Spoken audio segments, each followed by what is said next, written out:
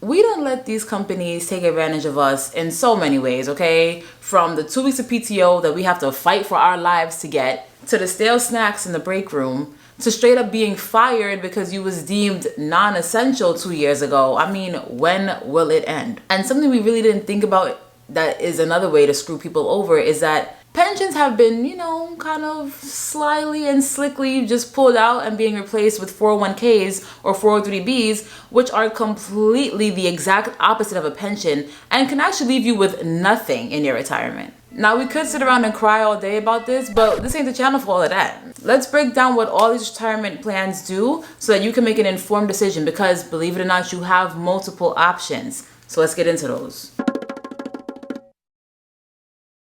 Now, with all of these, you have the Roth or the traditional option, okay?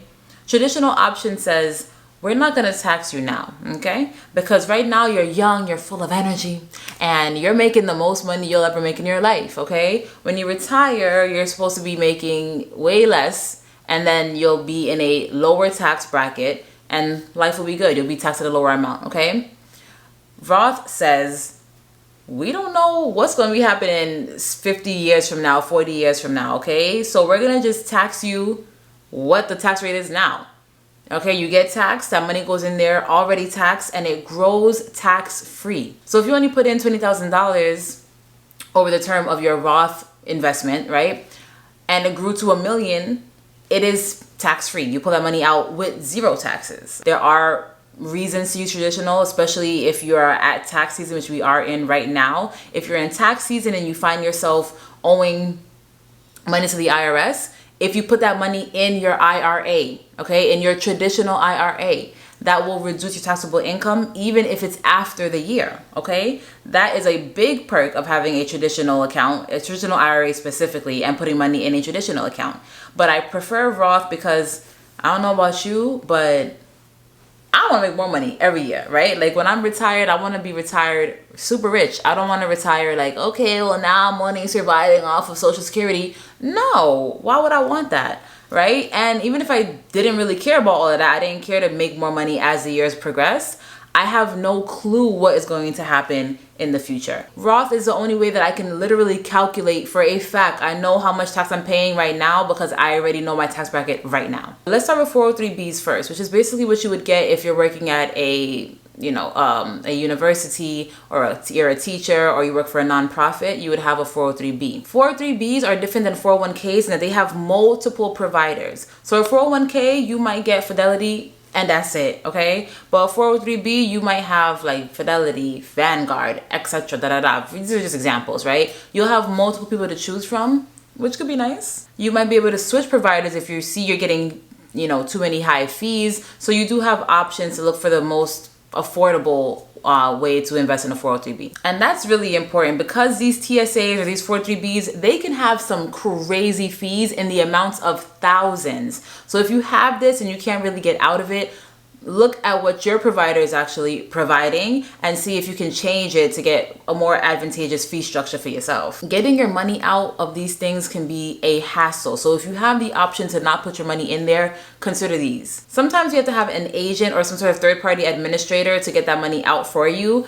It's not as simple as just maybe making a request in some situations. So ask your employer, what is the process of getting my money out, and see if that's something that you are willing to do in the event that you might need your money out, okay? There is something that's called a surrender schedule. That basically means you can't move your money around without surrendering some of that money. And it might be over like a 9-year period. This is like the surrender period, okay? So for the first year, if you pull that money out within the first year of having this, boom, 12% fee. And this is separate, okay, from the IRS fee, which we're going to get into in a second. There are definitely ways to avoid the surrendering fee, okay? The simplest way is death.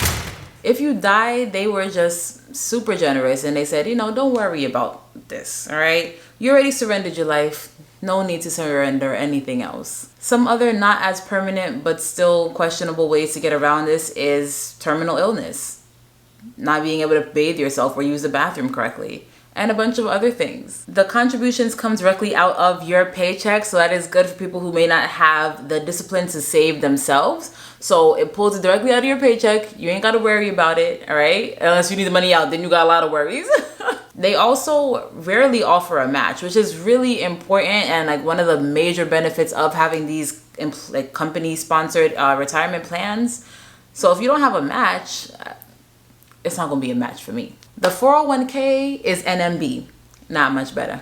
As I mentioned, 10% penalty if you pull that money out before you turn 59 and a half. After a certain age, they force you to pull the money out too, or you're also going to get fined. So you get fined for everything. A way to avoid getting fined in any of these accounts really is to take out a loan. If you take out a loan, let's say you have $10,000 in there and they only allow you to take out maybe half of that, right? Take out a loan for $5,000, it's a loan to yourself. So the interest that you'll pay, which is probably around like 4% or so, that interest rate goes to yourself. All the money that you invested goes right back into your account. So you're borrowing the money from yourself, you're paying interest to yourself, and you still have access to that cash without having to suffer the penalty fees. The maximum amount you could put in here is $19,500, which is a lot of money compared to the IRA that we'll talk about in a second, which is only $6,000. If you're after 50, you can actually put in $26,000. Again, much better than the IRA at only $7,000 if you're above 50. The best thing that your 401k can do for you is match.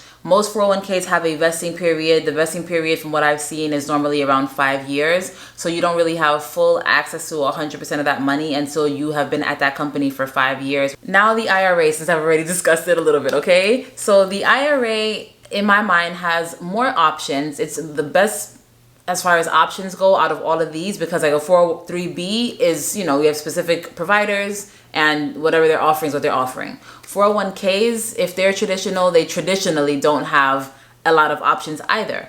IRAs are self-directed, so you have a lot more flexibility. You can put a house in an IRA, you can put precious metals in an IRA, so they're very flexible. The worst thing about the IRAs is that the max is only $6,000 and $7,000 if you are over the age of 50, so that's not really a lot of money, but they give you not that much because they know how advantageous this is, okay? With the Roth IRA, you don't even get penalized for taking your money out, which is probably why they reduce it, right? So if you put the money in, anything that you put in, like I guess your principal, if you want to call it that, whatever you put in, you can take out penalty free. Now, if you are in your 30s or 40s or so and you want to pull that money out, you're only going to be penalized on the growth. So if you put in $1,000 and it grew to $1,500 and you want to pull out $1,500, you're only going to be taxed on the $500 worth of growth, not the $1,000 that you actually put in. There are also income limitations. So if you're making a whole bunch of money, you can't necessarily use an IRA either. There are ways to get around that, but that's like a whole different video. Why not do both? Why not have a 401k and an IRA? You are able to have both. So look into doing both, right? Don't the gurus always tell you to diversify? Diversify that way. You can get a traditional 401k and enjoy all the, you know, tax advantages. It's kind of like a tax shelter, right? So you can do that. But you can also get your Roth IRA and make sure you have some money that's growing tax-free too. All right? Just in case we don't have no clue what happens with the taxes in the future, we're prepared for both. And let's say the stock market just blows up completely, right? And like you're left with absolutely zero. You watched my video right here, so you know that there's plenty of other ways to retire, all right? So do those things and keep your money up.